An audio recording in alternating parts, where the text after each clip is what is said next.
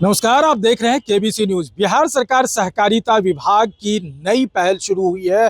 दरभंगा, रैयाम और मधुबनी के सकरी में नए चीनी मिल शुरू होंगे और आज इस तमाम चीज़ों को लेकर के सहकारिता मंत्री रामकृपाल यादव ने क्या कुछ कहा है, साथ ही साथ उनके सचिव ने पूरे सहकारिता विभाग के नियम, कानून, कायदे और उसमें जो किसानों के हित की बात है, तमाम चीज़ बता रहे हैं। जरा सुनिए। कई चीनी मिल जो बंद पड़े हुए थे वो चीनी मिलों की तरफ हमारी सरकार ने हमारे मुख्यमंत्री जी ने निर्देशित किया कि उसको पुनर्जीवित करना है। और हाल में ही हम लोगों ने एग्रीमेंट भी किया है, निर्णय लिया है हमारी कैबिनेट की सहमति के साथ। हम दो चीनी मिलों को प्रारंभ करने वाले हैं बहुत जल्द। एक सकरी में है, दूसरा दरभंगा में, रैयाम और सकरी मिल चीनी मधुबनी में। और मैं समझता हूं कि वहां पर ये दो चीनी मिलों से एक नई शक्ति, नई ताकत, नई ऊर्जा उस इलाके के किसानों में आई है। जो खेती बंद हो चुका था, ईख की खेती नहीं होती थी, चूज की खपत नहीं थी। अब ये आईपीएल के साथ हम लोगों ने एग्रीमेंट किया है अपने कंडीशन के साथ, और मैं समझता हूं कि बहुत जल्द प्रारंभ भी होने वाला है। तो मैं समझता हूं कि किसानों में एक नई संचार, नई ऊर्जा, नई उत्साह का वातावरण पैदा हुआ है।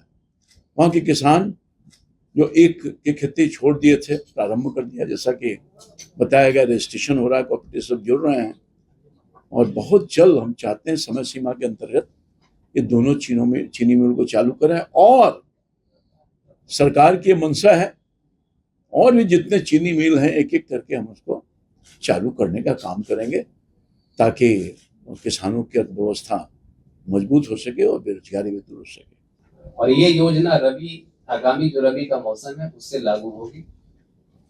ये किसानों के लिए भी एक बहुत बड़ा पहल है सरकार के तरफ से। किसानों के जो फसल की जो क्षति होती है उसका बीमा होगा। किसान को फसल क्षति के समतुल्य क्लेम का भुगतान होगा। जैसा कि आप पहले जानते हैं, किसानों का जब फसल क्षति होता है तो फसल क्षति के एवज में सरकार उनको मुआवजा देती है। बीमा के अभाव में जो मुआवजा होता है वो राशि उसके हिसाब से समतुल्य नहीं होती थी। अब बीमा हो जाने से जो फसल क्षति होगी, जैसे 1 एकड़ में 20 क्विंटल यदि उपज होती है तो 20 क्विंटल का जो लागत राशि होगी, पूरी फसल क्षति हुई है तो उसका पूरा मूल्य किसानों को मिलेगा। तो एक तरह से पूरी तरह से कृषि अब सुरक्षित होगी। बिहार सरकार ने इसको स्वीकृति दी है। दूसरा इसका महत्वपूर्ण पहलू ये है कि किसान को सस्ते दर पे बीमा का लाभ मिलेगा। प्रीमियम काफी कम रहेगा।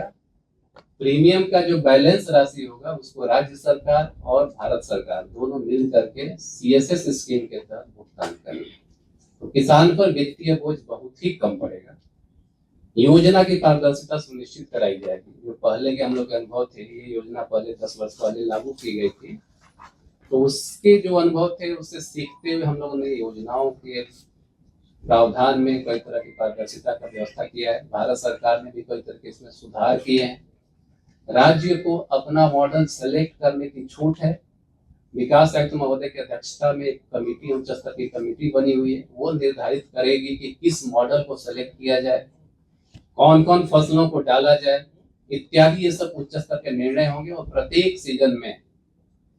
तो आपने सुना, मंत्री जी ने कहा है कि सहकारिता विभाग लगातार उद्यमिता के लिए और रोजगार के लिए सशक्त वातावरण बनाती रही है और किसानों की हित की बात करती रही है। वहीं उनके सचिव ने कहा कि जो किसान हित के लिए हम कंफर्ट से लेकर के तमाम ऐसी व्यवस्थाएं ला रहे हैं जिससे किसानों को ज़्यादा से ज़्यादा आमदनी हो और क्षेत्र में रोजगार के अवसर भी खुले। अमलेश आनंद, केबीसी न्यूज़, पटना।